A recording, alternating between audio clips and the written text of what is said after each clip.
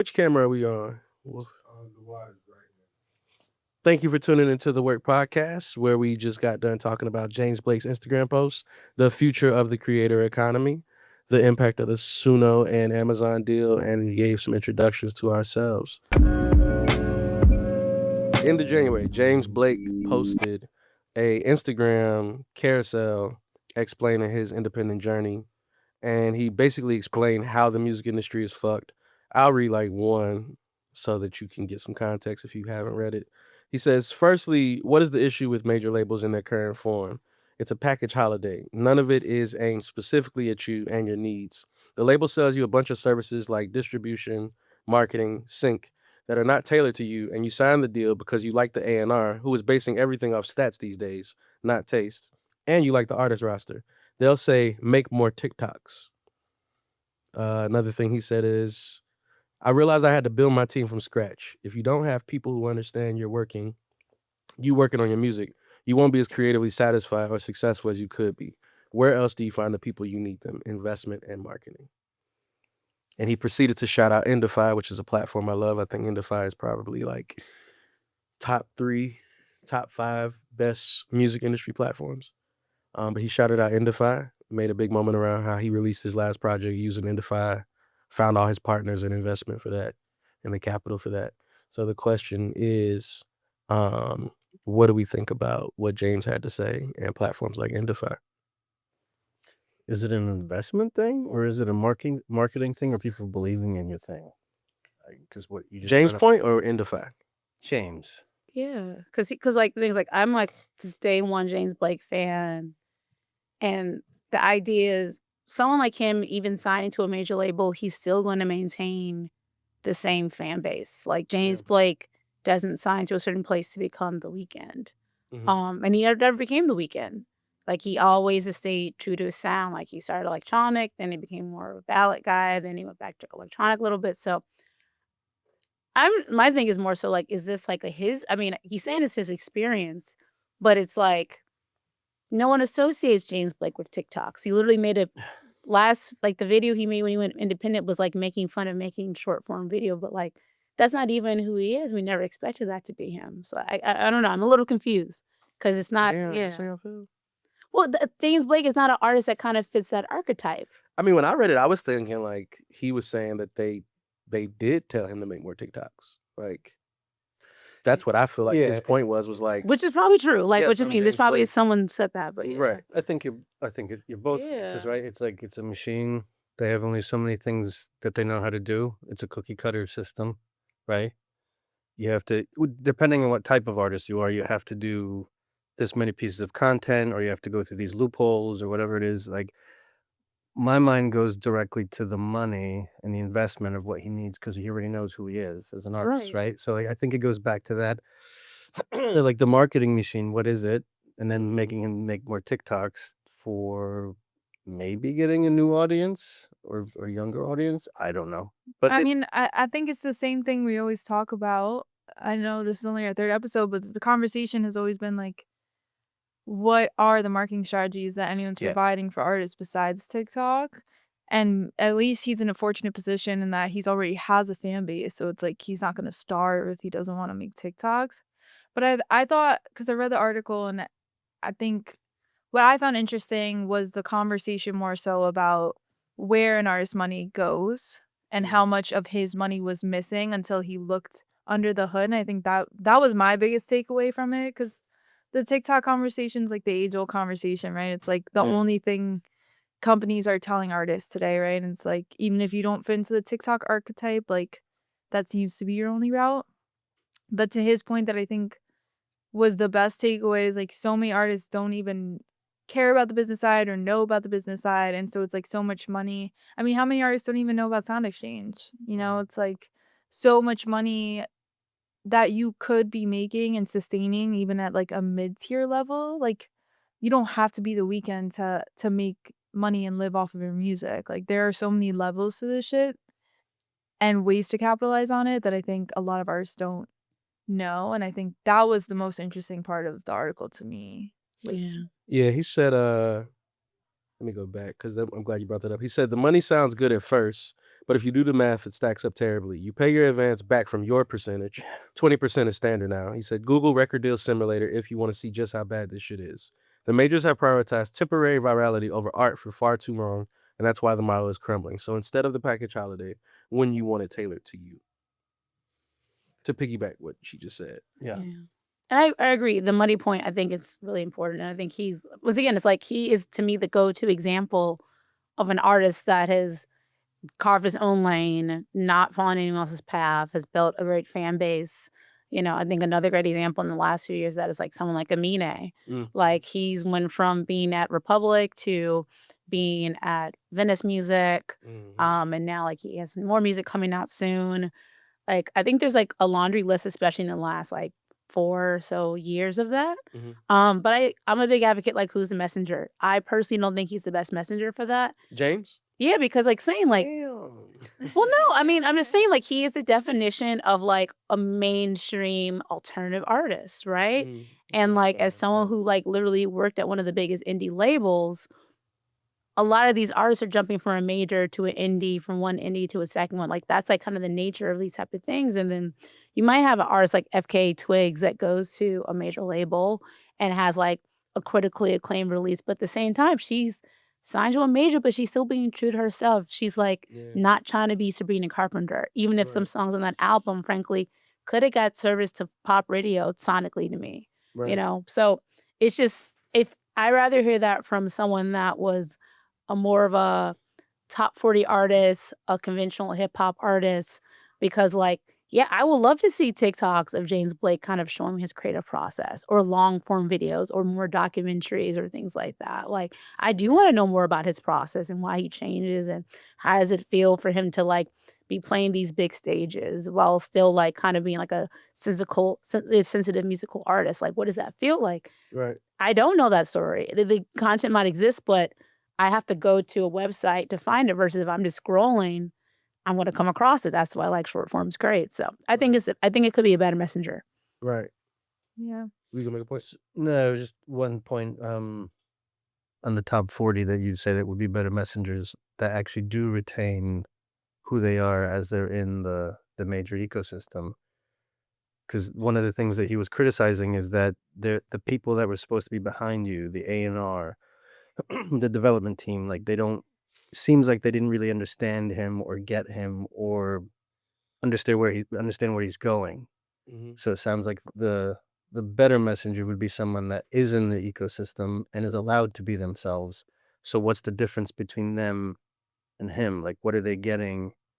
So does that mean there are actually people in the majors that actually can do the job right by letting the artist, like if there was a better messenger? Yeah. He came up in a different time though. Like he's not starting his career out. That's a huge thing. Like this isn't, I don't think it's applicable. Yeah. Because like I said, he already has a fan base. He's in a fortunate position. So that, and like you said earlier, like the money. Like he's also talking about the money. Like you could be top 40 and still broke. That's a thing that really happened. And that's what I was gonna say. I think what's beautiful about the article as well is he is very vulnerable about his finances, and he says like there are times where in my career where I don't know where my money's coming from, or the check looks so small, and I think that's also really beautiful and scary, right? Like I'm reading this as a manager, somebody who wants to sustain off of making artists' careers, and I'm like, this is real. Like it's not just all this glitz and glam, and once you make it, you're good. Like. So to talk about the money part, and this is the part that I think is really interesting, is I think he said from his experience, the average is 20/80, right? He said the standard. But that's the crazy thing, right? Say you get $100, to make it simple, and $100 is your advance, your budget, let's just call it, and 20% is your royalty against everything. It's not that you have to wait until that $100 is recouped from all money coming in, just for anyone, just to clarify. It's the 20% that you would get out of every dollar is going against that $100. So that whole time that label is making money, 80% of every dollar they're making money, while 20%, 20 cents of every dollar is going against that $100 that he has to recoup, or she or they. Yeah. So that's the thing that's crazy, is like, and I think this is probably a good segue to Indify and other potential ways people can do this, because that's the fucked up thing, right? Like you're trying to recoup what you were given based on a fractional sliver of the whole, and the label or whoever is going to start making their money back quite quickly Yeah. while you remain in the hole. Like it is, which goes back to the whole thing of like, when's the next time you get a check? When's the next time you get a payment? Yeah. Not to mention, you also have to pay your team. Sorry. Oh, no. But not to mention, you also have to pay your team, right? Like, you got attorneys, you got management, video. Like, what is the artist really left with after all of that and label recoupment? Yeah. And also, as like, I think oftentimes the label strategies, their goal is to make money. And I think often it's kind of like, well, money or creativity. Well, their creative decisions are what they think is going to be the most profitable. Doesn't mean it's right. It's kind of more of like, okay, this is what's happened the last 15 times. And especially if you're an artist, like I said, who's kind of carved his own path, is even harder. And I'm a big advocate in the concept of world building. An artist, you have to know how to tell your own story, you know how to build your own world. So if you are not like in the driver's seat, I think the best example is like Doechii right now. Like, she knows how to tell her own story, right? There's no one else like at Paris Fashion Week right now that's like killing it like she is and doing that and that and that. Like, she was literally like walked into the D Squared show and they like, she was singing her own lyrics and she put D Squared in the lyric. Like I don't know, a lot of people at labels, it's kind of like you have hype, they try to sign you, and then you're assigned a bunch of people, but it's important on the artist being able to tell their own story. And it's not anyone's fault, but that's kind of the thing. It's kind of like, it's like when you get a new job, it's like, okay, some jobs, they have a whole plan for you. And then other jobs, when you first start and you're like, okay, this is the work environment. How do I make this company money, or how do I shine in it? And I think a lot of times it's a hard kind of truth to come to it. But I still kind of go back to the messenger thing. Like, it's kind of like, I would love to hear like a Coil Ray say that, because she's a person. I remember when she put her song out, Huddy. That was amazing. It was fire. She signed a major deal. She was saying, get me out of it. I would love to hear like an artist like Ray say it, just to not like say like James Blake, but like I would love to hear Ray say that point. I would love to hear, Coil Ray. I would love to, hear an Amine, Meek Mill, so many artists who came out the major world. Like those artists don't have the like I don't think they have the acumen to like say it though. I think that's the thing. Like, James has been in the industry so long that he can speak to shit. Yeah, I think Coy would say probably 7 years from now. But I think a lot of these artists, to kind of get into the Patreon and the State of Create that they just released, their report that they just did. Yeah. You start talking about owning narratives, and it made me think about Substack, the report that you sent in from Substack, or the article about Substack, and then the Patreon State of Create. And it's like, I don't think artists are in a position, current artists, like you said, like emerging artists, I don't think they even understand the point of this whole thing, like selling your art. I think that some of those artists that you named had deals, signed deals, they're making money, they're making a little bit of show money. The average creator is still trying to figure out how to either get a deal, and the ones who are smart are like, okay, I don't want to just sign a record deal. I'm watching Z on Twitter from Audio Mac. I'm reading these articles, I'm seeing all this stuff. I want to own my audience. So I don't know if y'all saw the report that I sent in the group, but like when we see platforms like Patreon and Substack, and we talk about owning the creative and owning the narrative, what are just your thoughts? And I don't know if you read the report, but there was a lot of fucking information in there that, like, for me, was crazy. I mean, I really like the theme of where we're going with this, because I think it's even if there's a message, there has to be an appropriate messenger for it to be received the right way. Yeah. I think is what you're also saying, which then goes, I think, more to the Substack part of those two, which is also like, it is growing quite exponentially, which is really interesting because people are so fucking frustrated with so many other platforms, or traditional journalists, or, writers. Like, there's just this kind of, I don't know, loose fucking romanticism happening. I think there was even a thing on Substack about it. But it's this really interesting thing though, because it's like everyone's searching. It's like trying to refine the message of what you're trying to stumble upon, or refine, or figure out as an artist, manager, wherever you are in music or in art. but then also stumbling upon another messenger. Like, I love that you brought that up, because it's like, there's a time when the message hits you right, when it's said the right way to what you said, right? Because some people won't be able to say it the right way yet, even if they're experiencing it. But I do think it's, even with Substack though, I've gotten more involved, but I'm already getting lost because there's so much shit. It's like getting lost in what?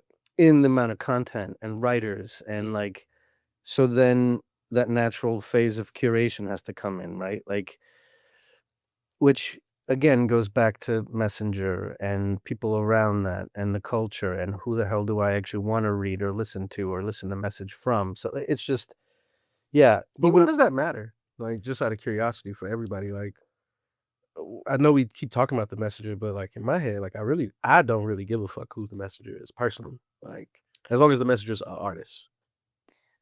I think it matters. Like, what I was thinking, just circle back to the Indify thing, is I would have loved to see Indify do that with an artist that's not known, because that tells me, and I guess to the messenger thing, that they can do this with somebody that doesn't have a fan base, and it's gonna they're able to push the needle forward. And I think that, to me, is the importance of the messenger, because it's, in my head, it's like James Blake. Like, he can go to the Orchard, he can go to Virgin Music. It's James Blake. Like, he has his fan base. He's extremely talented. He's alternative in a sense, but like, people know James Blake. So it's like the value, while it's great that he went to Indify, and I'm sure like it was a great look for them. What can you do for an artist that doesn't have that fan base? And I think that's the value of the messenger, at least in this case. I don't know. Maybe just to add to that too, I think just to be a slight, no, I'm kidding.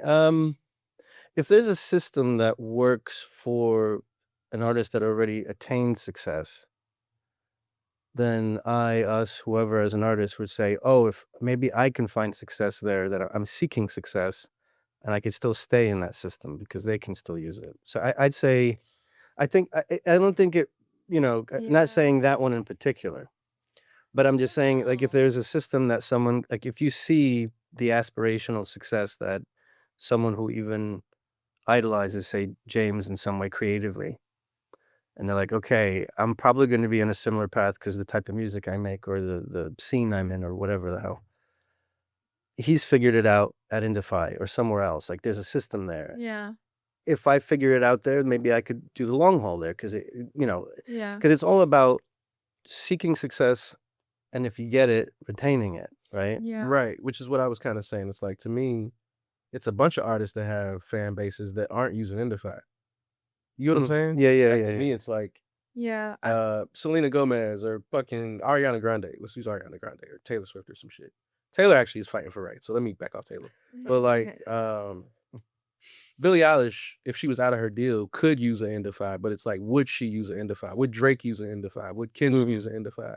Cole used Even, but it's like, to me, what I'm saying, even if James Blake has that, he's the first motherfucker that's ever really said that has an audience. Like, so to me, I felt like the message was, hey, peers. Yeah. People who can move the needle at, if every artist that has the level of status that James Blake has makes a decision to use Indify instead of going to the Orchard or ADA or anybody, and just goes to Indify, right? Which is like a whole new thing outside of just This got like United Masters was a new thing, Empire was a new thing, and now Indify is like a whole nother layer of technology and like funding and how to approach it. And he listed a bunch of other platforms he uses too. To me, that message, whether it's James Blake, whether it's Doja Cat, whether it's Post Malone, it's like, if anybody has a fan base and chooses to not take the upfront check and say, like, I bet on myself, I use Indify, I source the money on Indify, I own all my shit, I'm in control of my shit, I built my team. To me, that is almost more important than Lil Poo Poo. I would respond to that by saying that the thing is, like, when the person's already established, right? I feel like 95% of people who's like, oh, he used this platform, they probably are not the most well versed on the last single they put out and the first single they put out with the new like collaborators. They just know It was James Blake was someone I heard before, and I've still heard James Blake. Mhm. And it's great for brands, and this is why most of these brands just like, let's like onboard a couple famous people, and this is what they always do, the same thing. But I'm just like, most people are not actually like leaned in fans of these people. It's kind of like supporting celebrity. It's the same reason why you have the Super Bowl. Yeah. Like, it's like, oh, like I drank this thing. I gotta push back on that because that's how we landed on Spotify.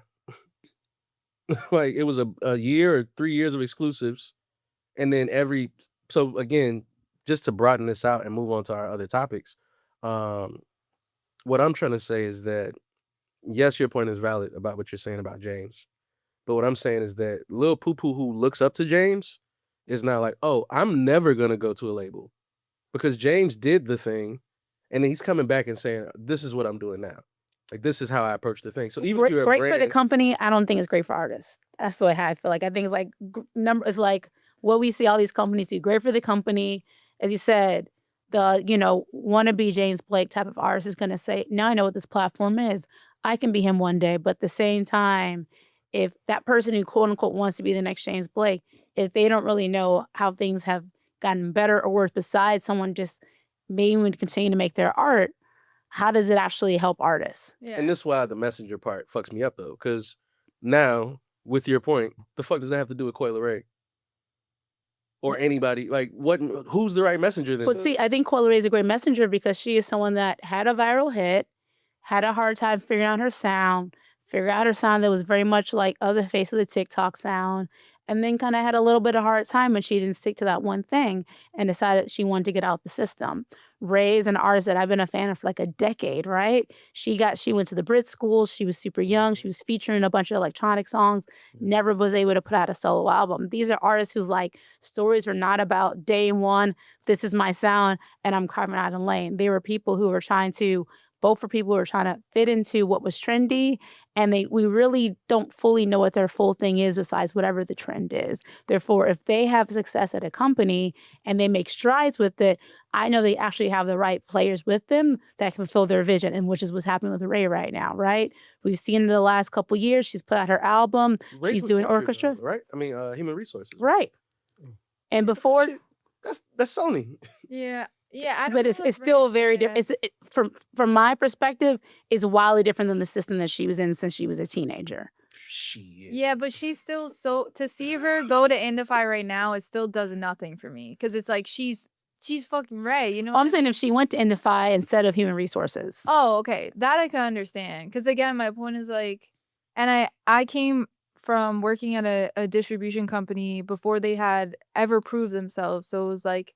All we cared about in those almost 3 years that I was there was breaking an artist because until we did that, we were nothing. And so for me with Indify, like you said, I think great for the company, does nothing for artists because I manage developing artists. I don't know me personally, and we've had Indify reach out to us if I'm going to Indify just because I don't know truthfully what you're capable of. Yeah. And then if it works, it might not be because of Indify. It might be because of you from being in that system. And that's the thing is like, every company is like when you see like, a major label like Interscope killing it because they're like acquiring all these cool like indie, like these, smaller hip hop labels and stuff like that. I'm like, okay, Interscope gets it because they know which labels to bring into their system. When 300 has a good run, I can say 300 or Alamo has really great A&Rs because it's not just Rod Wave. They also have, this other person.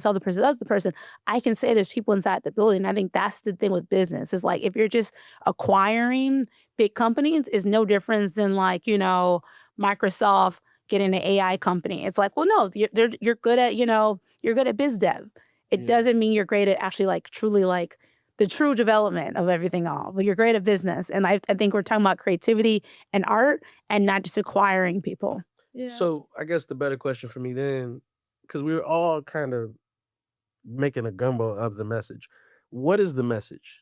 Because to me, James' message was blew up a decade ago, was in the system, left the system, using a thing that is now not contingent upon really a system. So to me, yes, good for the company, but good for James Blake because his point of an A&R we just had this situation happen. We were trying to explain. We're doing a reorg at the label that I'm GM at. We were explaining to the team, like, our staff, what this means for how they engage with the people on the roster. And some of the people were like, oh, well, what about this? And we were like, well, if you got fired, it would be a new staff for the artists. So, like, when we talk about if you're signed to a human resources, the A&R that signed you, if you're there for 6 years, may get fired 3 years into your deal cycle where you still owe them 2 albums. I think James, what I took as the message was like, oh, I can put this album out through Indify, put another album out through Indify with a whole new partner via this platform. So now it's more like, I'm James Blake saying, this is how I can make money. This is the types of streams that I make. Who wants to invest in this project? And who's my team for this project? Unfortunately, they're investing in James Blake, not the project. That's the reality of it. In this case, but I think. So what's the message? So that's what I'm saying. So what your question is and what the message is, which leads into our topic. Can we segue y'all through like 3 alley-oops to Melody? I'm about to segue right now. Is the power has to shift from the company to the artist. And that to me is like the one-liner is like you need to start relying on yourself as an artist and not on other people. The way he's talking about his money, Indify, all that shit, which leads to Even, because I think Even is a platform that is trying to give artists that opportunity to have that direct contact with fans, have that direct money come in. So you look at that different than Indify? That's an open. Yeah, I say it's not different. allowing you to pay to buy. Indify is not for fans. Yeah. Yeah, so to do a segue, I mean, Even is a platform that fans can use. I always to pay you directly for your music. Yeah, I always say that Bandcamp kind of fit always a certain archetype of artists. Mm-hmm. And I've been in so many meetings with people, especially in hip hop, and they've never even heard of Bandcamp, and they're like, artists that we all heard of and established, but just culturally, even if it has hip hop, is more likely to feature someone like Mike and Pink Sifu versus the plethora of other types of hip hop or R&B or whatever it might be.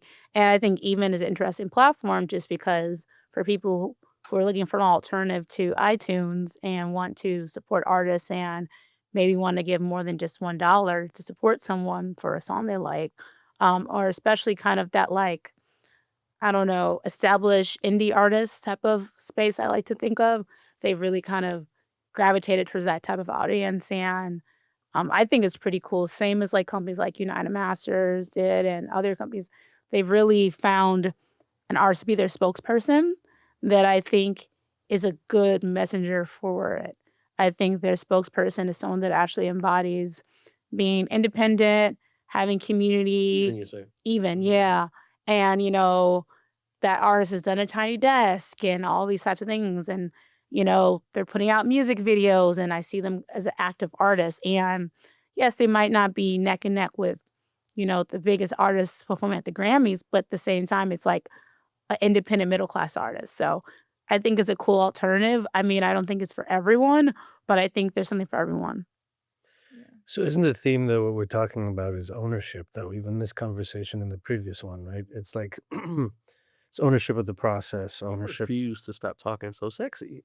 What? Project, please. Oh, yeah. Project. Sounds like what we're getting into. What we're getting into. It's about music business. Speak up. You can have his voice on ASMR clips. Ownership. Yeah, exactly. Yeah. My bad. No, but yeah. It's the glasses. It's like the old what? I was sick getting out, he's getting sick. So. Oh yeah, it's I'm fucked up. No, I think it's to your point. It's own because it's ownership of the process, like the James Blake thing. Ownership of the process, ownership of decisions, ownership of how you monetize, ownership of your fan base, and how you actually have direct to fan commerce. You know what I mean? Like, I think the common message here is ownership. I think just to tie it all together before we go further into this, because it's usually with music, and I think the more success you have is then you have the ability to set boundaries, Right. which is fucking rare. Like, to set boundaries, I mean, usually in the beginning you have to creatively, because you're like, but I think that's really what's interesting you were saying earlier is like, the journey is what really artists end up loving, right? Because the moment you could look back a little bit and you see, oh, wow, I've been growing, and usually it's a surprise, that's when it's kind of like, oh, wow, I can start setting new boundaries. I'm having a little bit more ownership of the process. My teams are figuring out how to use Indify, how to use Even, how to, so I just, it sounds, overly generic, but like it is, I think, just hearing you talk about Even, which like we talked about it a little bit last time, you should probably go deeper into it, but yeah, I think the fan thing in particular, you're right. It's owning the fan relationship and being able to actually make money. Yeah, I would even take it a step further, and I think younger art, like this new generation of artists that are coming up, are having more of this like independent mentality, which I love. And we were talking before we even started filming, because you told me that a bunch of your teams on marketing are pushing people to TikTok shop to buy beats or merch or whatever. And I said to you, like, why would I do that when I can send them to my website and get all the data and continue to build a pixel from whatever ad I'm running? And we spoke about this before, but to take it a step further from Even, right? Because again, this is driving traffic to another app is giving the other app your data, right? Yep. Information. Yeah. My artist has been. No, like I'm like so with you. So yeah. We were thinking long term, right? When you're building a business, you want to know what customers are coming in. It's like my artist had a video that went semi-viral, and instead of doing a pre-save, he was sending people to his website and they could buy the record, and people were buying it. And it was an argument between the two of us, because I was like, no, we got to get the pre-saves for streaming. He's like, why would I care about streaming in the big picture of things when I can make money directly? So this is interesting. In music now, in the business, when you do one thing, you're giving up another thing. So in this instance, and I still think it was the right choice, but this is the fucked up thing, is that if there's another goal in the future that doesn't align with that immediate, that's a great, that is going to pay much more than streaming. But then you're pulling away stats from the Spotify's and others that might be useful for something else. 100%. And that's the thing that's like, that's the fucked up convergence of all this. Well, right? It's confusing because the rest of the world's measurement, which is my argument to him, the rest of the world's measurement is streaming. Yeah. So I'm like, when you're what I was telling him, I'm like, or when you're taking away from streaming, you're diverting people elsewhere. Nobody will be able to measure what you have.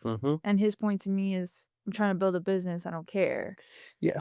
But then at the same time, that one-time payment you're getting takes away from, when you're really streaming at a high level and that constant playing, you're making money every single time. So it is a weird, it's like with Even too, it's like that one-time payment, which is nice. And it's nice to know that you have fans that are willing to spend on you directly. But streaming is such a powerful, irresistible tool when you hit it the right way. Yeah. I mean, one of my go-to things is for now. Yeah. I mean, I think my thing is, a lot of artists they think people's entry point is like the weekend their song came out. And the majority of the times when we're listening to an artist, it's not when it first came out. And I think a lot of these platforms, it's like, hear it early, buy the song. When reality, a lot of the most talked about songs actually came out 4 months ago, 9 months ago, 25 years ago, right? Doechie's having that right now with the anxiety song. Exactly. That song came out years ago. I mean, even the fact that it came out years ago, she did the cover years ago of Gautier, Someone I Used to Know. Then the drill rapper Sleepy Hollow a couple years ago put out an album, sampled her YouTube cover, and put out a song, and it, got several million plays on YouTube. And that clip of her voice from like his song went viral. And just in the last 24 hours, they put out, her version of the, from the YouTube version, official recording of it. Years old. But at the same time, imagine if like there was a platform that only focused on, hey, like you make content like YouTube type of content. Your fans can own it. What happens 2-3 years later? What happens 4 years later? That's the thing. I think a lot of these platforms, they're not focusing on how like music consumption actually works. And also to respond to your point about going directly to the platform or having your own platform, understanding impressions is how like different ways things are measured in terms of opportunities that frankly you might sometimes get quicker if you try to come with like a partner versus trying to do it yourself. Don't think it's bad. It's just like you really have to have a team that's like, okay, if we're not going to focus on the platform, how are we going to have a strategy to, get people to watch our videos, buy our vinyls, buy our songs, do these things? And the results better be at that show. You better still be able to sell out that 500 cap room, because otherwise, great, you got that $300 at $3,000 faster, but you probably could have sold out that 500 cap room and sold less T-shirts ahead of time, but you would have sold it out the venue. So, Right. yeah. Yeah, I think it's so important that people in music study what's happening in media, because my opinion, Media in general, or we'll say digital media, we'll say Netflix, Hulu, that whole thing, and what's happening in film. Let's say film and TV, right? Like, to me, it's been more. Um, I've been looking at this more because some of my artists are transitioning into media properties. So we're working more with like Netflix and A24 and all these different things. And I'm learning how like Netflix pays for certain stuff or whatever. So I'm like, oh man, like in film, the issue is we don't know how many views our content got. So Netflix holds all the power because Netflix can say, okay, we'll give you $5 million to make the show. Or, I mean, I'll use what it actually is, right? Netflix is 130% thing. Yeah, my boy Dane put me onto this, so I want to shout Dane out. Netflix does like these 130% deals. So 100% of the budget plus 30%. And the 30% is your profit. So if it's going to cost you $1 million to make the movie, then we'll give you $1.3 million. You put 3 in your pocket. The $1 million, you go make the movie. Once you do that, we own the movie. And we don't tell you how many streams the shit got. So you can't ever come back and go like, next time I do a movie, I want 10 million in pocket or whatever. Yeah. So that's what's happening in media. Excuse me. That's what's happening in media, film and TV. Netflix is fucking the shit out of all the creatives. And the film industry is like actively trying to push against this and figure out what to do. AI is coming. They might start making AI movies. They're going to start having AI development houses. They write the voodoo scripts. list is happening. Yeah, like this is all happening in real time over there. Meanwhile, on the other side of music, you got all these scary ass motherfuckers that are like, oh, I know how many streams I got. I know how much revenue I got. And to me, going back to the James Blake thing, but also getting into the future of the creator economy point and your artist that you were talking about, it's like you have the opportunity to upload your music on a platform, know exactly how many streams that thing got, and then receive a payment for it. You decide to go sign a label deal where you get 20% of your own shit. It's not required. Yeah. If I make a movie and I want to get it to the world, I pretty much have to go through Netflix, right? But I don't necessarily have to sign to XYZ production house. I just got to get to Netflix. But I don't think a lot of artists know how to get past 100,000 plays ever. But besides James big Blake ads, conversation and Messenger for me, it's like, okay, James Blake is going to make every kid think about Indify now. And then Even is going to make every kid think about selling something directly to their fan. And then Playboy Cardi is going to make people think about using Shopify and all this other shit. To me, the problem is that the conversation every time I talk to music people, like I talk to film people, and I'm talking to like a super like sophisticated, like litigious, like focused person. They're all studying how the industry works. And I go to music and it's like, oh, fuck the labels. The labels are raping us. Oh, Spotify's raping us. The royalty rate is this. I'm like, dog, do you know how happy every director in the world would be if they got like 0.06 cents for every time their movie was streamed on Netflix? And Netflix doesn't even give you the information. Like they literally don't know how many people. This was Scarlett Johansson's lawsuit against Disney, was like, you used to pay me based on the performance of the box office. But if it ain't no box office and it's streaming and then you hold all the data, then how do I create levers in my contract where if I get 10 million views, I now get an extra $1 million bump? Or if I get, because that's what it used to be in the box office. We hit a certain amount of ticket sales, I start getting bumps in my pay. But now y'all can just pay me $500,000 and then say shit or what? Yeah. Like how people gonna watch the shit if it don't get on HBO Max? What you gonna do? Go to Hulu? Hulu gonna do the same thing we gonna do. You gonna go to Netflix? Netflix gonna do the same thing we do. We control this shit and we're never telling y'all how much money gets made or how many streams happen. Yeah, but I think So it's like, what we're talking about though when we talk about Indify even and like majors is like to me the same as saying I could sit in the room with somebody that's as smart if not smarter than me and they're gonna go work a 9 to 5 and they don't want to be an entrepreneur. You know, and so it really just comes down to I think the artist, the person that you're actually dealing with. It's like one of my clients doesn't want to deal with any of the business shit, doesn't want to have to deal with anything, even right. Schedule A, nothing. He just wants to show up and be an artist. So that's all he wants to show up and just make music. And it's like, if that's who you It's are. so common. That's so common. If that's who you are, then you better go sign to a label because you're not going to make this shit on your own. Like, you're not going to be selling shit off your website. You're gonna, like, my other artist made his website to sell the shit off of. You know what I mean? So I think it really is just a matter of, like, the person you're dealing with. Everyone's different, right? Like, and some people don't have that, like, starter mentality. It's the same reason someone can be an entrepreneur and someone can't. Like, because you got to wake yourself up out of bed and get your ass to the desk. No one else is yelling at you. Some people need somebody to stand over their shoulder and say, post a TikTok, you know? So. For sure. Yeah, also like with the Netflix thing, Netflix versus going through a distributor and being in theaters, that's the reason why, like, every week I'm going to be in a movie theater looking at the Q&A, you know, that they have at the movie theater because I'm going to post a video. I'm going to ask a question. I'm going to tell my friends, hey, this experience I had, and they're going to go do that across the world. If it's on Netflix, I'm not going to be posting a video. Ooh, okay, this is what I'm watching tonight. I'm not going to do that, right? Yeah. It's, you know, it's already in your pocket.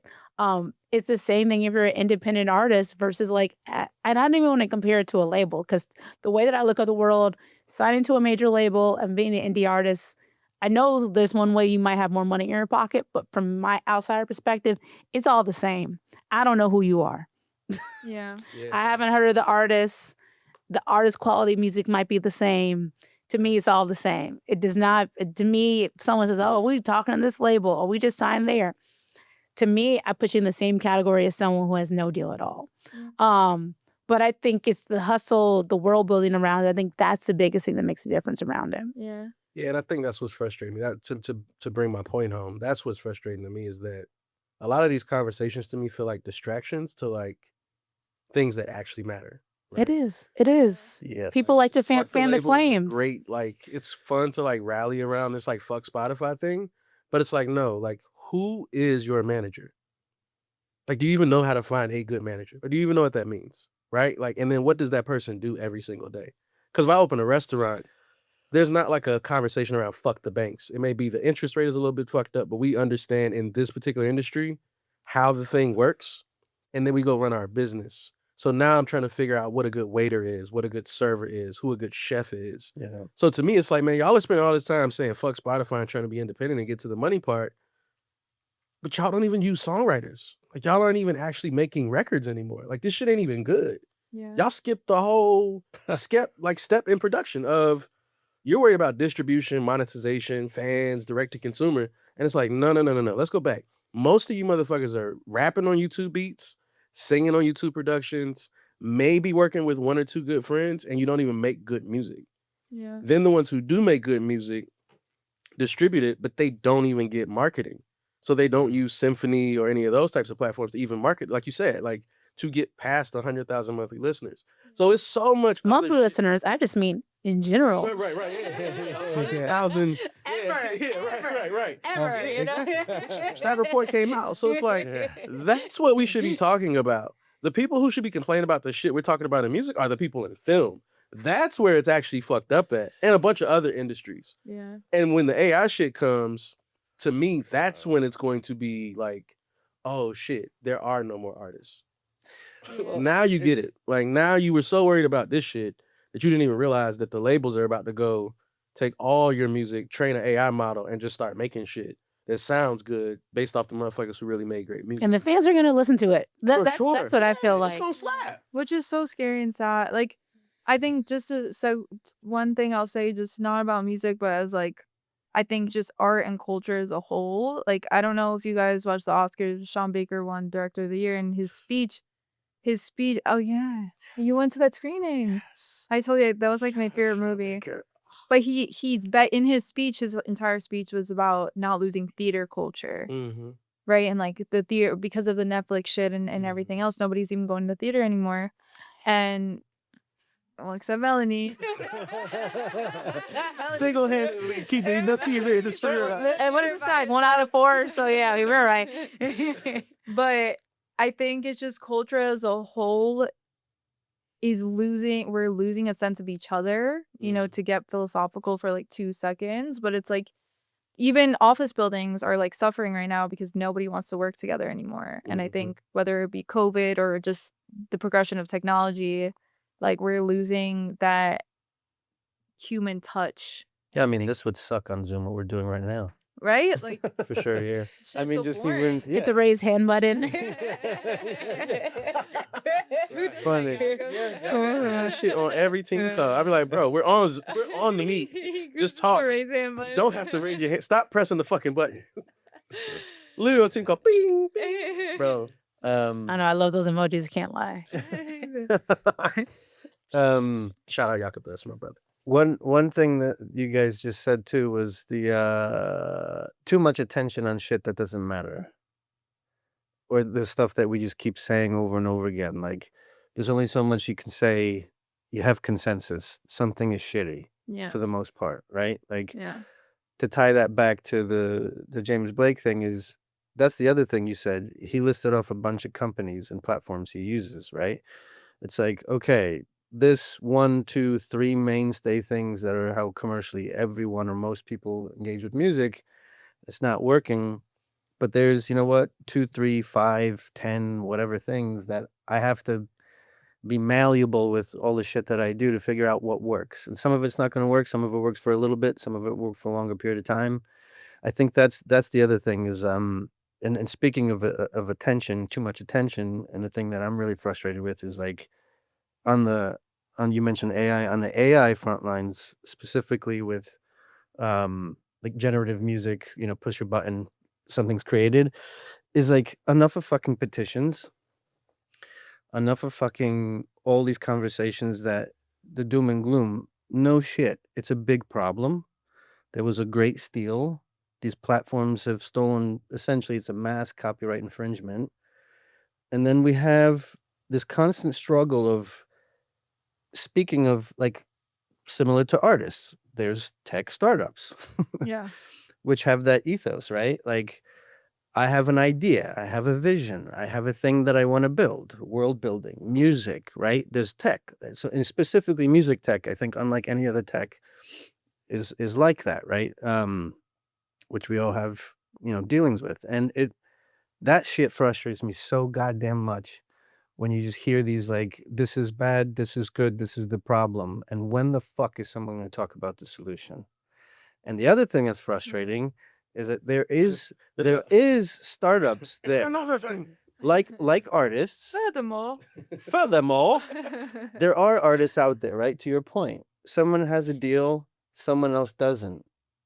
Someone might still have better quality music and touch of culture, whatever it is, than the person that got a deal. On the music tech side, it's like we're mirroring the same fucking thing, that there's startups and companies that have developed technology or whatever it is to solve the fucking problem. But there's too much noise and there's too much attention on other garbage to focus on the things that, like, you know, roll out, other companies, all this stuff. There's shit that's there. So for me, that's frustrating. And I think the news topic that we had was like, talk about a slap in the face and a punch in the throat, was this whole Amazon partnering with Suno. Like, unbelievable. Which we talked about on our last episode, and Mike said, fuck you to the CEO. Forgot about that. He said, "Bleep that shit out right now." We had definitely wine on that. Yeah, we had one. Yeah. Which I meant to bring. Which I also have to admit, I had a cocktail before I came here. Too, Okay, so, bet. There we go. It all comes out. It all comes There we out. go. He had a cigar before this. That's why he's like, hello, Yeah. everybody. And with a touch of ketamine. Oh, God. Sponsored by ketamine. God, I feel like this is like a bingo. If you get your bingo card out, if that was on it, yeah. But that was just such a smack in the face for everyone. To you, what you were saying is like people that are, and it's the creative sector too that's trying to organize itself with the tech side that now is really close with governments. Like out in the UK, there's this whole Make It Fair campaign that I've with my startup. I'm really close to that campaign, and it's just so frustrating seeing that news. It's like how. I think what we were talking about too is like, say the major labels or large companies in music or whatever, even that, like that is a company that's massive, Amazon, that we know that Boom, who's the head of audio, didn't know about this. And it came out and they did this whole thing. And it's just like, it just shits on all the other people's efforts. For the sake of our audience, can you explain what the fuck you're talking about? That. What, Which was a And then feedback the note thing all of my great happens, friends gave. And then the thing happens, Right. and you know the thing. Right. Every friend I sent the podcast to has been like, yo, I love what you guys are doing. But what the fuck are y'all ever talking Wait, so about? which thing? Sorry. Suno and Amazon. What is Okay. Suno? What is So Amazon's relationship? How is it going to? Suno is one of two companies that basically stole the entire history of music that's publicly available that you could scrape, and created AI models to be able to, based on that music, the recorded music or the compositions, everything and anything, disseminating it to AI DNA. Essentially, I type in the most crazy thing I prompt and I ask for it and I get it. So it Like, Adele being Jamaican. yeah, with Leonard Cohen lyrics with the bossa nova rhythm, right? Boom. Oof. I don't know if I want to hear that. I know. But I'm just saying it's possible because it's ingested everything, right? So I've been calling it the great robbery, right? So it's like I'd say this is going to be in a particular way, this is worse than the Napster moment, because the Napster moment was just, I'm stealing the physical format of how you listen to music. This is stealing how every single piece of music was ever made and then creating competition with every music that ever was made. Yeah. that shit is fire. I'm so mad I didn't think of that shit Yeah. first. That shit is cold. And like, Which is my bad. That's like But that's- racist to say to you. Like, you're like completely against this whole thing, but no, but it is, fucking genius, bro. but it is in That's one some way. Thanos shit. But but the thing is, there is a lot of effort going in to try to solve this, to try to figure out, try to backpedal this into some kind of commercial business that say like it becomes a whole different way of making money outside of streaming, out of direct to fan, out of like, let's make this a whole separate business. And then Amazon partners with Suno. And what they did was they partnered with them to have them in their new Alexa update. So they're trying to chat GPT-esque, Alexa, like how the others are trying to do it, to make it more human and understanding what your requests are. So now you could talk to your Alexa and say, hey, make that, whatever the hell that request was that we made. You could ask it and it's going to create it for you. While Amazon was just in the news 2 months ago about being a good player, about all these publishing things that they were doing, that trying to be better than Spotify. And they're one of the biggest DSPs, is Amazon Music. They have direct relationships with the biggest companies in the world. I mean, over 70% of the recorded music industry is suing Suno right now. So the size of these people who's getting paid for that? Like Nobody. You know what I'm saying? That's like, the problem. Nobody. Adele's voice singing, Jimi Hendrix. It's like No one's getting paid. That's the part. it's so That's the part. messy. The other thing is, for everyone listening to this, every person that's a creative, producer, songwriter, whatever, I don't give a shit. If you're using these tools, you're also advocating for you losing money, because use any AI company, tool, startup, and you're not paying for it, and you don't know where the money goes, you're fucking yourself. Yeah. So there's this whole, But anyways, the reason this just fires me up is just like, there's so much going on. There's so many big superstars getting behind this. It's getting education. It's getting adoption to try to push back against this, like you said, going on Thanos. And then this thing happens. It was just like, holy shit. Like, talk about reinforcing Yeah. when one big move, and there's other things that have been happening like this, but it's to go back to what you said about, streaming, and it is a big thing that we're all, it's collective consciousness, right? You see how successful something is for now, because we don't really know yet, but there's a significant amount of this generative AI music that's flooding platforms. I mean, there was that guy that we talked about, the fraud, $10 million of fraud that he did through streaming fraud using AI music. When we go to stores, shops, and all that music we hear, there's a huge percentage of that that's now generative music. It's slowly seeping into every piece and every corner. That, just to tie this back to what we're talking about, it goes back to what you were saying, which is world building.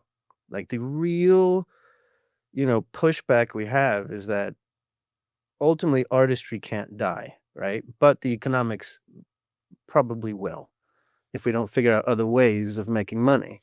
Yeah, but it again goes back to the cultural conversation of, like, you're not gonna go see this in a concert. Yeah. How are you, right? If touring is one of the largest way that artists make money outside of merch and everything else, right? It's like, that sucks. It's scary to hear, right? But there are so many other facets of creative that involve touch, interaction, that I don't know. It's like, even worst case scenario, right? Like, let's say, like, AI takes over, this tool takes over. At some point, the tool will run out of Adele lyrics to sung over Jamaican beat. Like, at some point, new music has to be made for it to even be given that. You understand what I'm trying to say? Yeah, I don't think it needs new music, but I definitely think that you listen to any type of underground hip hop, right? You know that, yes, they might not even know that it might allude to something, from the 90s, 70s, whatever, right? But to them, it's brand new because they're like 19, right? So I think there'll always be a class of new creatives who are doing something that, to their knowledge, is not influenced by anything before. But what's the most interesting to me is not even about the creativity. It's about, if creatives are getting behind it and they are becoming investors, is this the new, like, Michael Jackson owning the Beatles catalog? Like, is this a case of, if there's business people and creatives who say, okay, I can only make so much from my catalog, but maybe I can make $1 billion if I have a percentage of the inspiration of everyone else's catalog. And I think that's really interesting. Right. I'm not saying it's good or bad, but like a very different way of kind of doing business in the world of creative works. Yeah, I mean, inspiration. I think for me, this whole thing is interesting, and I don't want to get too morbid about it. But when I'm looking at this whole thing, to me, There's a huge opportunity for going there. huge opportunity. What? In the thing that we're talking about. But yeah, go Well, yeah, I mean, huge opportunity. But for me, it's like, for the creatives that are pushing back on this, it's like, are you pushing back on it because of the money, or are you pushing back on it because of what it's going to do to artistry, or are you pushing back on it for both? And for me, pay me if you're going to use my voice is one thing, right? Like, my voice rights. Yep. I got something on my face. Yeah. Oh, yeah, you can just tell me that. Like, you got it. I'm good. Yeah. Pay me if you right. Blow it out. Pay me if you're going to use my voice. So there's some voice rights shit there. Cool. And then what happens to the future of music? But to my understanding, I studied hip hop and I come from hip hop. So I know that there was a wave of jazz musicians that hated early era 90s hip hop because they felt like Miles Davis was an actual musician that could play an actual instrument, that had an actual skill. You niggas are taking a 4-bar loop, looping it, and then just talking over it really hard.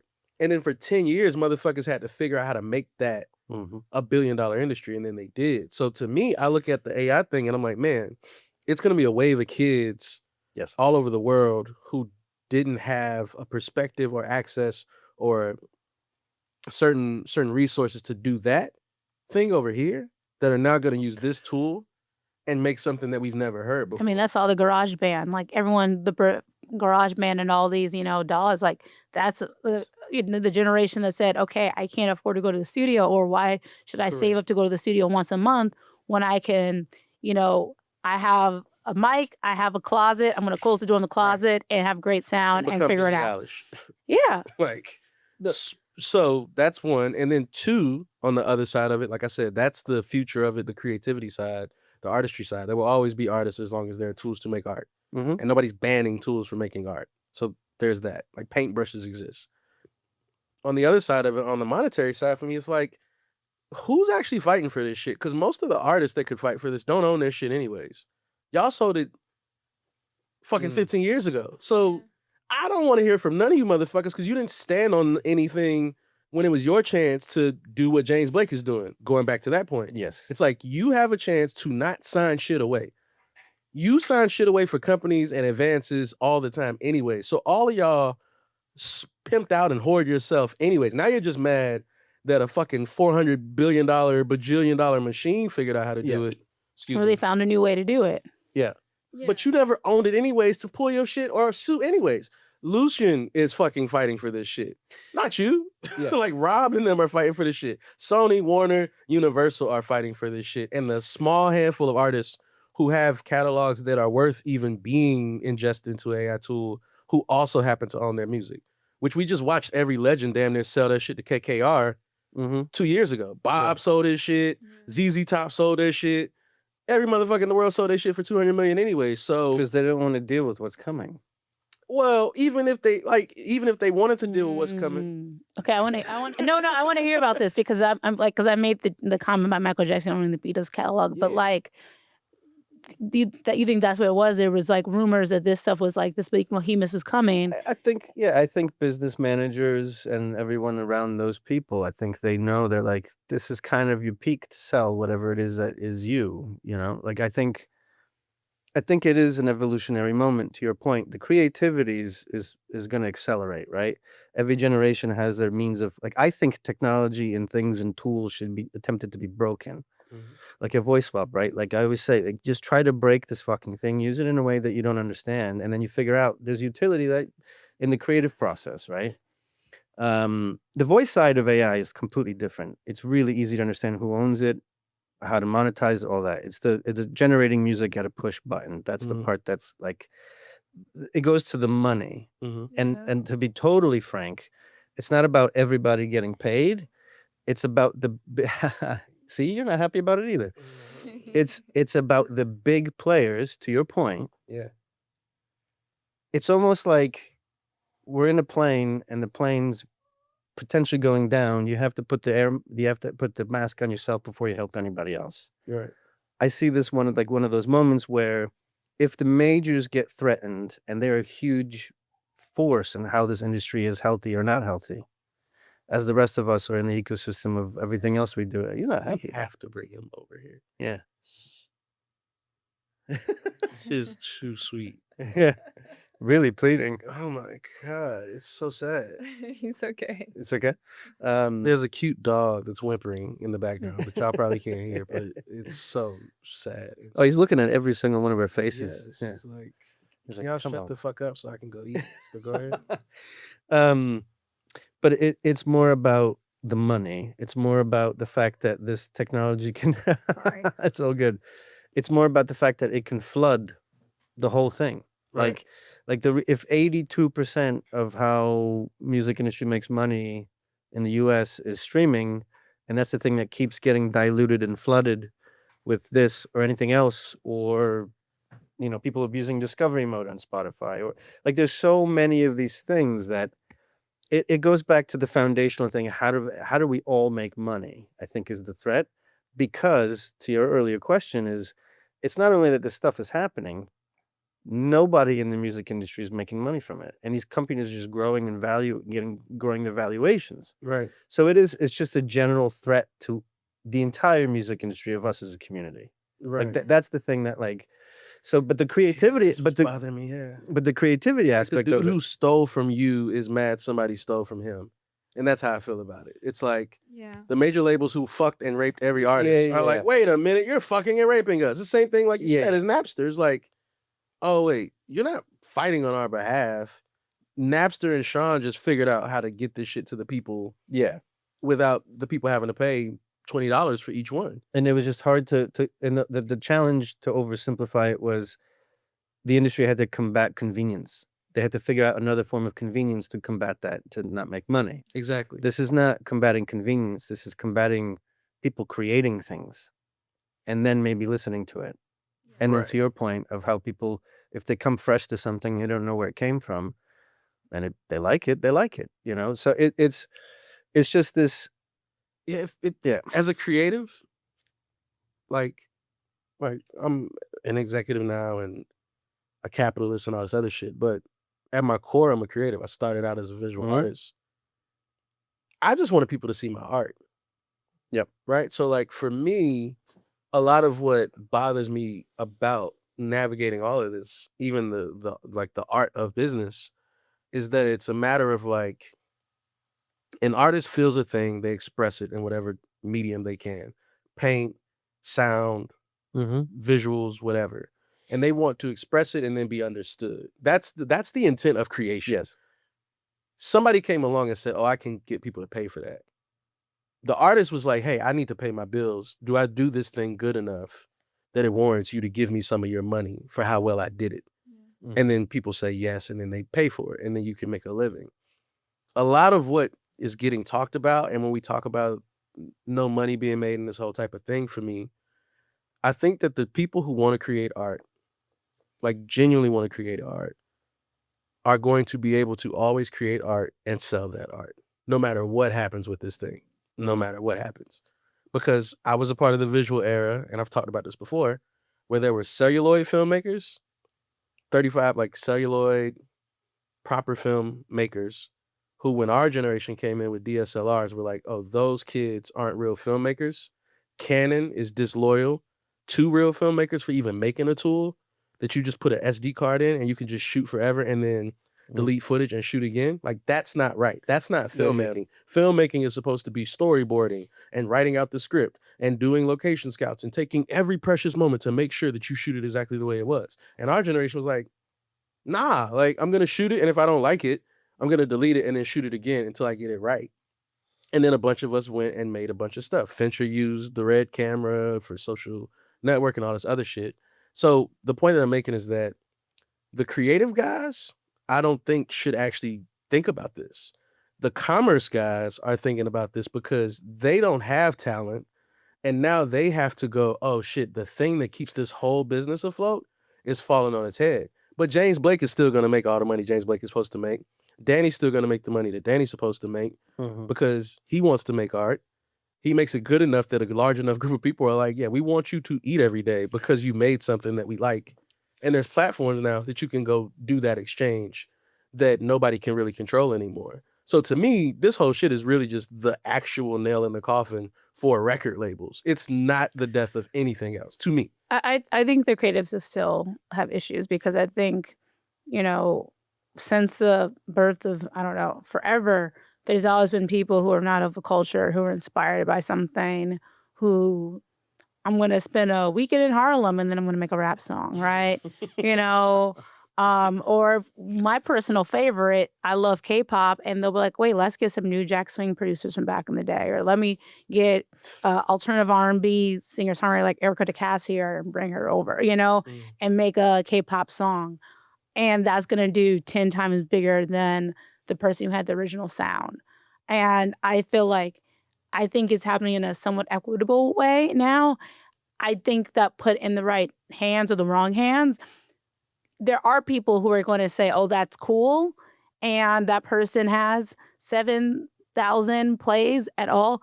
And I'm going to recreate that same thing. But I have that creative vision of marketing. I do have the access and the tools to make something bigger. And that's going to happen way more. Honestly, like, I don't want to see A&Rs and curators and people like me having the insight. We can build a lot of things that are going to perform better than some artists. And that's not right. You know what I mean? Like, I don't want to be a Frankenstein. I don't want to see great things out there and feel like I have all the tools and compete against a creative. I want to let them run their own race. Yes. That's really good. You know what I'm saying? Like, I think people try to do as avatar artists a couple years ago, but once again, they didn't have the right curators. But like, I think a lot of people who are true tastemakers, curators, people in the game for a while, people who are saying, I remember how I used to be back in the 90s. Let's bring back an artist like that. They can Frankenstein this stuff. And I don't want that to happen. Yes, they might get some really cool couple good artists, but at the same time, that's going to take out a whole class of artists that, yeah, maybe in the first couple years of their career, they didn't want to work from it. But then at year 3, they figure it out and they do amazing things. Because so many of my favorite artists, it took them years to figure it out. But I don't want them to get cut off in their legs by something else that's like destined to be made it from the start because of like, again, the Frankenstein type of thing. What artist got destroyed by MTV? What do you mean? What do you mean destroyed by MTV? There was an argument when MTV came that the video was going to destroy the recorded music industry because now people aren't going to listen to music. They're just looking at somebody just Every guitar band. But that's a format change. Every guitar band. But I don't think every guitar band, because plenty of guitar bands popped after. But that's going back to the whole narrative of what you're always talking about, right? The creativity and the workflow changes, right? And that's just a new format. Yeah, that also sounds like something somebody would say that wasn't making money off of it, which sounds like that would be like Spotify saying like, no, like not MTV because now we're not going to make less money, even though the reality is that's not true. Which is what the labels are saying, basically. That's my whole point of that the labels are like, well, for example, what do you all think? I don't know how public this is or not, but like Spotify. Go ahead. Tell us that exclusive shit. That's why this is the Work Podcast. Go ahead. Your eyes, man. His eyes. Yeah. I mean, it's like it's pretty up, but like Spotify is going to go heavily into video. And you know, most of us know this just based on like what's been happening with the platform. But and they deem their biggest competitor is YouTube. Yeah. I'm not saying this. I'm saying this. Their biggest competitor is social media. Like, Spotify? But I don't know. Like, people still watch music videos, yes, but I'm more likely to just watch it on Instagram and TikTok, which is sad. Like, I'm also a director. I love video, but like, I was saying this to Brian today because we were talking about where the podcast should live, and he's like, there's an option to have video on streaming the way Spotify does it. And I was like, you don't need it. Just put the clips on Instagram and TikTok because that's the only place people are gonna really watch it. I've never sat down and been like, let me watch my podcast. Like, you know what I mean? I do that. I mean, I will like, I've posted clips. I've posted clips of being on podcasts, and I'll have more likes on Instagram than views I will have on YouTube. Exactly. You know, but at the same time, I think there's the audience for leaned in people, and then there's the platforms for leaned back people too. So like at the same time, you know, it's kind of like I'm the queen of being at a mixer and not giving you my Instagram because it's kind of like I feel like some things are leaned in relationships. Every person I meet, I don't care about connecting with more. But then there's some relationships that are very leaned in, and I'm like, no, here's my phone number. You know what I mean? I'll give my phone number over I'll give my Instagram often. And I think like that's how we look at a lot of platforms. Is like, okay, you post it on both because the person who's gonna watch the full, you know, YouTube video, that's why they say if you watch till the end, blah blah blah blah blah blah blah blah. That's why they do that type of stuff. Because that's a certain type of person. And if you are really smart, you'll reward that person, or they might want to dig back and watch a video that you did 10 years ago, 5 years ago, like a Dochi. You had a point you were trying to say. Oh, I lost it. I don't know. Well, the question. See him? He ready to go to bed. The question was, what artists did MTV destroy? Because the point y'all were making was around the danger that this has for creatives and Frankenstein, which was a great thing. I mean, TRL versus rock bands. Like, look. But my whole thing with this really quick, and we can like spitball on this because I do want to close this up at 8:50 so that we can tell our backstories and get out of here by like 9:05, 9:10, if that's cool. It's cool. Great. So I do want to wrap this up, but I just don't know. I don't know how this would destroy you. You're a high taste person. You're like you're like top 1% taste in anything culture, art related. I mean, and other things, technology as well.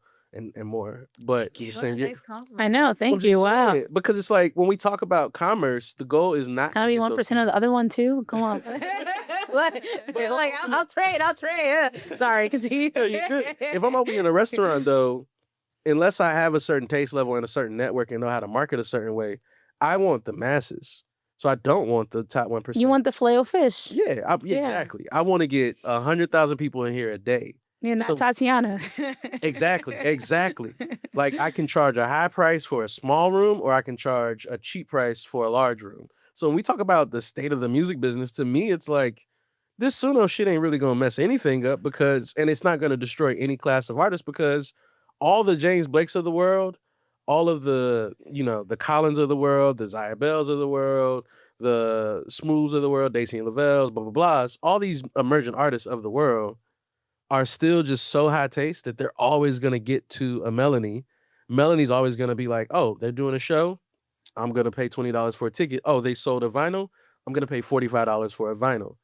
The rest of the world was always kind of just listening to radio or listening to Spotify algorithmic playlists. Okay, yeah. Or listening to, it's all been passive. Most motherfuckers are passive. And I just had this conversation with DJ Head, and then I'm going to shut up. But I just had this conversation with DJ Head. He's like a top DJ in LA. He gave us a whole education on how radio works and this whole other shit. But he was like, yo, you don't use radio to get from 1 to 5. You streaming for that. Like, go use all the digital shit for that. You use radio to get from 6 to 10. Because radio is for all the other people that don't have a Spotify subscription, which whether you believe it or not, it's a large amount of people who just put the radio on and take their kids to school and go to work. And they don't care what's on the radio. If it's on the radio and it's playing, that's how they found out about it. And it's a lot of those people, and that's why radio still exists. So the point that I'm making here is just that, like, it's so many platforms. We just went over Substack, Patreon, Indify, even, and a bunch of others, that if you are an artist and you're good and you want to sell something, you're going to be fine. And if you were a motherfucker that was trash and made something that was equally or less than what a kid in Nigeria could make by typing in Sono, make a song that sounds like this with this person's voice, with this type of cadence on this type of production, and that sounds better than that, to me, that kid should make money putting that shit out that they just downloaded from Suno, uploaded on Spotify, and now people are listening to it there. Like, to me. I mean, that's what's happening with all these beat packs. Yeah. All these kids in like Croatia. Miles Davis, bro. You know what I mean? Play the fucking no, not that. I'm saying like I'm just giving an example. No, but I'm saying I think if what you're saying is like I think part 2 we would see is all these kids internationally are making all these loops. We're getting the biggest placements in the world because they're giving the tools. So we're going to continue to see, when it comes to the international market. Yeah. Exactly. Yeah, exactly. I'll add one more thing, but I think this is my golden moment, guys. This is that I had a really good thought. I think that the radio, this with the same concept of like the radio is the passive listener that just, I think the same is for playlists in the sense that you have. It's true. By far. Anyone that just wants to put on a playlist based on the title and just ride or put it on at work or the store, whatever. And that is why I think that it's the civic or the civil. Civic. Like, yeah. Duty. Don't let that take away from what I'm about to say. No. The civic duty of the curators and the A&Rs to push culture forward. Yeah. That sounds right. Like y'all been bonded this whole. No, but I'm saying, but the people don't want that. They don't want that. Like people like Melody. Curation. No, but people like Melody that's in a position to curate. It's on you. It's on A&Rs. It's on us, everyone at this table, to look out for the creative. So the creative has space. Like it's on the people. It's on the art, on the fans, because that's the thing. It's kind of like I could have a playlist that has. I can have an international drill playlist, right? And you have the Pop Smokes, and then you have the kids out of Ghana, because Ghana has a drill scene, right? But if that international drill playlist doesn't get impressions, it's not going to continue to exist. So it's like that curation can happen, but people can say they want curation and they want taste. But at the same time, if they have that drill playlist and they only want to play the 3 notable person from New York or the even the Ice Spice only or the person influenced by it, and then they don't go to track 4 because they have an accent that's British. This is why it currently doesn't happen. This is why certain albums are not sold in stores. This is why, once again, this is all based off impressions. Yeah. We come from a long era of, things being the iTunes or the Apple Store, whatever DSP it is, people trying to do that, and people aren't clicking. Right. And, and that's, look at Lisa at the Oscars. Who is this girl performing at the Oscars? I never heard of Lisa. She's a superstar. And people are like, who is she? Why is she there? She's in one of the biggest pop groups of my lifetime. And people are like, why is she there? Someone who's actually niche? Come on. Close us out on this topic. That's what I was going to say. Your final thoughts on if I have to. AI, Suno, the Amazon partnership, and what that means for the future of creators and the creator economy. And then I agree with everything you all said, that culture needs to be pushed forward, but culture needs its own space. And it needs to be able to be accessed directly. And I think that's the thing. It's very difficult to have access to culture directly unless you go to the theater, unless you get out. The people that engage with culture have to go out of their way. And to everything that we were all saying, get the fuck out of your house, go to a show, see a movie. Like, that's the thing, is that everything that is the Walmart of music, it's too big, right? The things that are these big ecosystems, the streaming platforms, the other stuff, it's so big that it's just going to get flooded in multiple ways, that it's flooded by playlists, by activity, algorithms, garbage, passively. And the thing is, going to your MTV thing in particular, that's just another platform, another format. This AI thing is not another platform, another format. This is something that's easily being created off of everything else that's ever been created. It's basically, I can make everything from anything, and I'm never paying anyone that made me able to do that.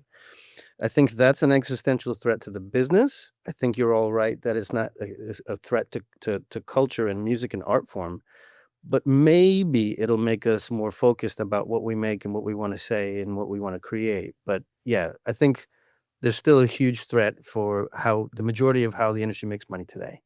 And yeah. Beautiful. So the last few minutes we have here, this is the 3rd episode of the Work Podcast. And when I sent the first 2 to my friends and extended network, everybody said, man, this is great. And I know you. I don't know some of your co-hosts. But even with me knowing you, none of you talked about who the fuck you are and why your opinions on these topics really matter. You just sound really smart. But it would be great if you guys explained who you are. And I said, that's a great thing. So we booked this space for longer than we usually do, which we're just going to continue to do because we seem to talk a lot and show up late, including myself. So I would, right. So I would love for us to go around and very briefly, 3 minutes, 5 minutes-ish, explain how you got your start in the industry and then how you got to this point that you're at currently. I think we should go from far left to right. So Melanie, I think it would be great if you went. Hi, I'm Melanie. I'm a Gemini. Originally from Chicago and kind of doing this music thing for, I think,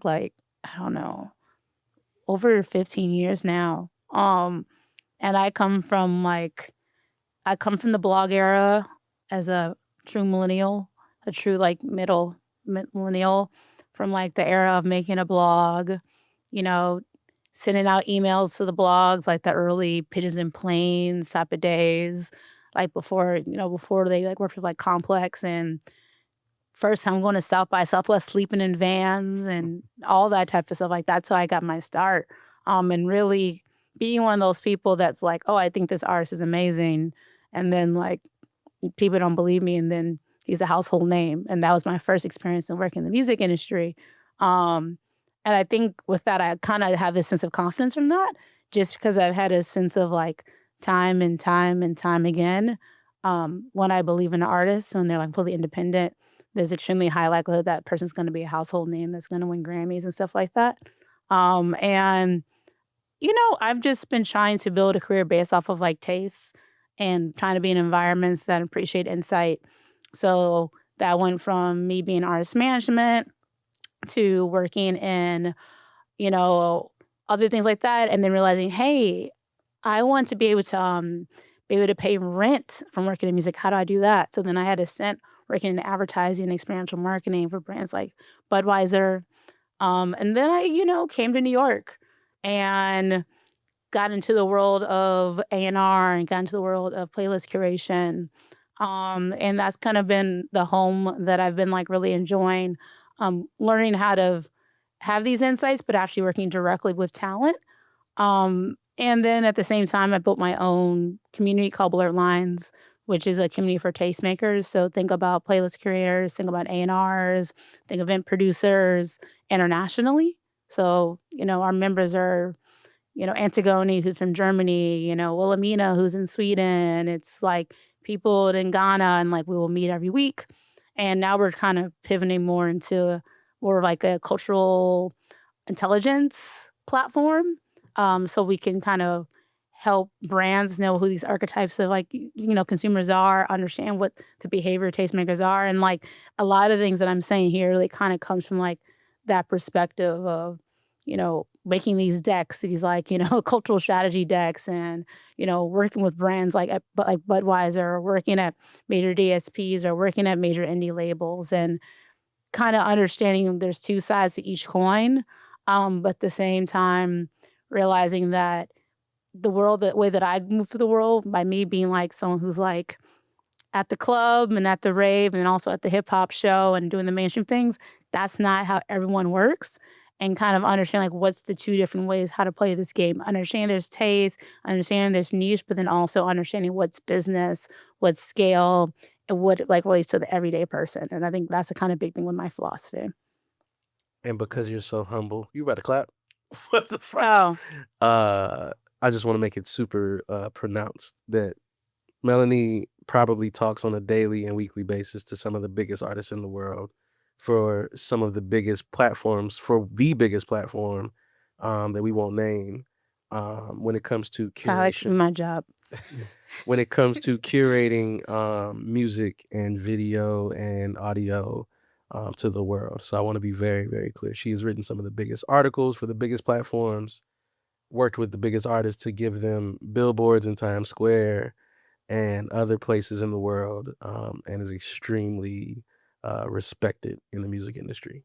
I know you're humble, but I want to make it clear to the little niggas. Yeah, I know. I don't think I name dropped a single time besides like, but Yeah, you that's didn't, so and it kind of random. pissed me off because I'm like, I mean, but I get it. I know. I mean, at the same time, it's like, I don't know, Google me. I don't know. Yeah. No, I mean, yeah, I guess it's yeah. the antithesis of Google me. I'm trying to explain it. But yeah, I mean, like at the same time, I mean, like I've been in the A&R of artists who've worked, who won Grammys with people like Beyonce and Jay-Z, like I've signed artists that are, out of Nigeria that most people haven't heard of, but then they end up executive producing the Black Panther soundtrack. I went to Sundance a few weeks ago just for fun, sitting out in the movie, and a movie that I set up and I A&R the song was featured in the movie. So like, that's just kind of my journey. It's like a lot of discernment, but at the same time, like with my discernment, I've been lucky to like really sort of like the right people, and I don't make them. They kind of already have what it takes to go there. But I think like I'm a big advocate of like, okay, surround yourself with the people who actually understand who you are and can fully see you. And a lot of the insights I try to get to this table is kind of based on the idea of like not being a kingmaker, but really at the idea of like, okay, who are the different people who can put you in the right position to like be great. 1000%. Melanie will save culture. Oh God. Facts. Shaping it. I think that's shape it for Thank sure. you. Yeah, Thank and you. culture, Thank you. culture shaper. Definitely. Mike? I'm a Scorpio. Am I supposed to say that's how it start? Yeah. I don't know what that means. Guys always say that. We'll talk after. It's so good. Yeah. What's your human design now? Failure. No, I don't know how deep we're going. So, I mean, Just brief synopsis, how you got your start, how you ascended where you're at now. okay. And I'll start with why I give a shit. So I'm the son of two immigrant musicians. Parents emigrated here They were quite successful in Poland as musicians during, communist era. So just before martial law broke out, when things like totally shit the bed, came here, I popped out, and then I was around music all the time. So it was like a really insular immigrant community between Greenpoint and Northern Jersey. But music to me was always like, it was the way to get food on the table. It was culture, but it was more of like a traditional discipline time. And this is a different time. This is a different country, right? So I think as I go into everything else, there's definitely this undercurrent of why I give a shit. And then, of course, like any kid, you rebel against your parents. You don't want to do what they do. And I'm like, I don't want to do anything to do with music, but it's in my bones. It's in my blood. And like, I love music. I'm passionate about it. And then when I figured out that I was, um, I I didn't want to play instruments. I didn't want to sing. I didn't want to do that stuff. I loved records. Started DJing, and if you'd believe it, I got into turntablism and all that.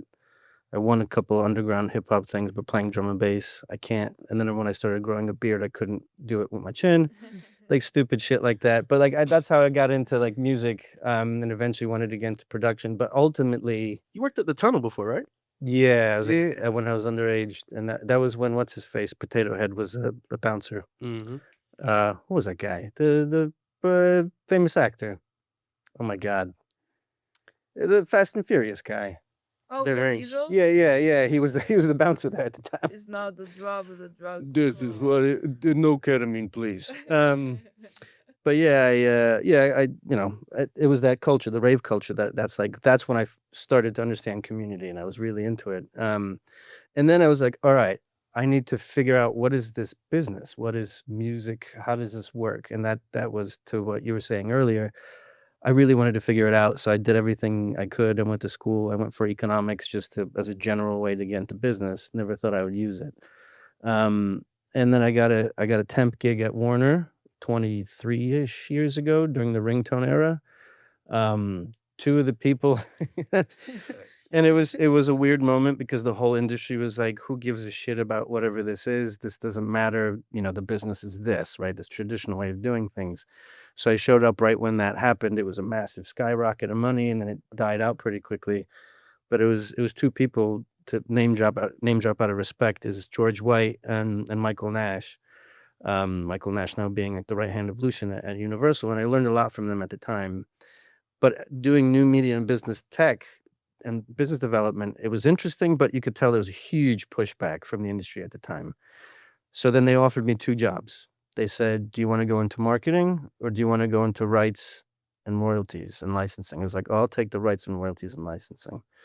And then from there, I just, I was at Warner, Atlantic, I bounced around that company for like 14 years, left to go to SoundCloud to head economics and like global rights, then eventually did the licensing. Then I went to like take on strategy and biz dev, did a lot of learning and having a lot of strokes while I was there. But ever since then, I got the bug on the music tech side. I think that's how we met, actually. Yeah. And that's when it like really opened the horizon of just really trying to be obsessed about like the holistic view of music, as I still am around creatives and be creative myself and all that. So yeah, and then ever since then, I've been around tech startups. That's how we met, right at the tail end of that. And I'm obsessed with building. I think the world building is the theme, I think, of everything. Like however small that world is, it may be your own, people you collaborate with. And yeah, ever since then, the last, I'd say 2-3 years, been working. I have an advisory agency. I've been working with a bunch of companies, but I've landed essentially half my time is with Rostrum Pacific, where I lead digital strategy for the parent company and distribution. And then the other half is across AI and voice and the generative music stuff we talked about. And then some other things too, here and there, and obviously working with your folks on anything I can. But anything I believe in, I think, to what you were all saying, ultimately, you take as many gigs as you can, you learn as much as you can, but along the way, you figure out what you care about and what you really want to put your heart and your head into. So that's really nutshell. Yeah. Beautiful, man. To do mine relatively quick. Sorry about that. It went on. No, you're fine. Donnie, I'm a Gemini. What the fuck am I talking about? That's crazy. I'm a Leo. Somewhere in the chart, maybe. You know, Yeah, I think you said that Gemini shouldn't have just stuck in my head, but no, I'm a Leo, July 24th. That makes sense. Shout out, You know this stuff, right? shout out Nip, shout out Dom, shout out Thug, shout out Uzi, shout out Obama, shout out J-Lo, and all my other Leos, Key Anderson. You know how we do. But yeah, I got my start as a music video director 15 years ago. I was in high school when the DSLR came out during the blog era. So I was one of those kids that was just everywhere with everybody trying to just shoot something. Worked with Currency a lot, Wiz Khalifa, Fat Man Key, 21 Savage, Lil Yachty, Cody Shane. I was kind of a part of that whole era, and I was known as kind of like the young video director that everybody could call and get really fire shit from. So I did that for a while, and then I left the music industry. Somebody got shot at my house. I used to throw these crazy ass house parties, and I met a girl and fell in love, and somebody got shot. And I said, hey, I'm gonna leave the music industry and let's just go be in love, and I'm gonna do some other shit. So I started a content marketing agency called Backyard with two friends of mine, which in 2015, when you said content, people thought that meant like blog posts and like white pages. And we meant video content and photo content. So everybody was like, what are you talking about? And we basically were kind of super early on creating a bunch of content for social media, distributing that content, running ads against that content, and then lowering customer acquisition costs for companies. So we did that from 2015 to 2019. We scaled from 0 to 15 employees in the first year. We survived for a year and a half, and then I met my co-founder of the current company that I run called Rollout, and he basically told us to lay people off, which at that time I was young, and I fell in love with all my employees, so I didn't lay anybody off, and I said, we'll figure it out, and we didn't, so I had to lay everybody off. I fall in love with everybody. Yeah, man. So yeah, we laid everybody off. It was a heartbreaking moment. And coming out of that, I got my partners out of their equity and took ownership of the company. And the year after, in 2019, I started a record label called Clubhouse, where the first artist that I partnered with and split equity with was an artist named Pope Baby from my hometown of Savannah, Georgia, where 2 years later, we did a partnership with SoundCloud, which is, for context, we had a little record that kind of went mini viral called In the Kitchen, and every label called us. And I was stalking Mike on LinkedIn and Instagram, and I knew I wanted to build a tech company. So we said no to every traditional label and distributor, and we did a partnership with SoundCloud's new roster division that they had just started at the time through acquiring Jeff Ponchik's company. So we did a partnership with SoundCloud. I moved to New York. I asked for a key card to the office. I stalked Mike for about a year and kept mentioning things to him that I knew he was interested in.